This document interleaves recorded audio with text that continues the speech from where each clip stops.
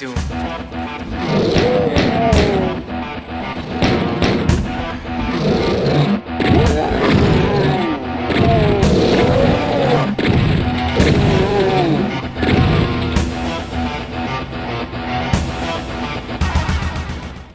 Doom, a classic masterpiece named after the famous quote from a Tom Cruise movie. Made by ID Software in 1993, where PC games were mostly 2D, and 3D games had only just started thanks to John Carmack's 3D engine, and the weird goth John Romero, I can't say his name, this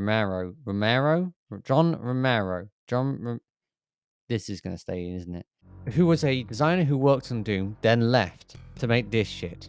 I'll get to you soon, Daikatana. I'll get to you soon. This is kind of hard to review based on the fact without this game we would not have a lot of the games today.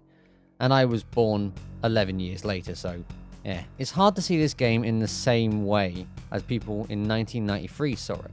And also, before we start, I'm playing this on GZ Doom so I can get a good aspect ratio. And to use the mouse.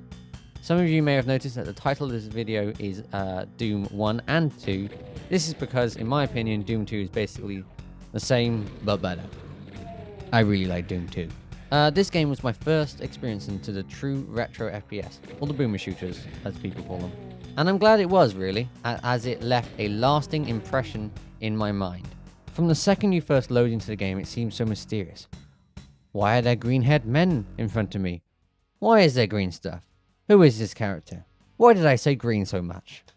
The first thing that made me so interested in this game was what was the story going to be. But funny enough, there was no story in this game, but tons of PDF pages called the Doom Bible. This was because, and I quote, story in games is more like a porno movie. It's expected to be there, but not that important. Quote from John Carmack there. ID Software likes to push what can be done in technological advancement, but they also like to push what could be done in controversy. Now, this wasn't the first time the team did this, but they did the same with the Wolfenstein game, with the Nazis and all that, slightly controversial. But using demons, which are called zombies, imps, cacodemons, or as I call them, flying meatballs, pinkies, cyber demons, spider mastermind. History lesson over. Let's see how it holds up.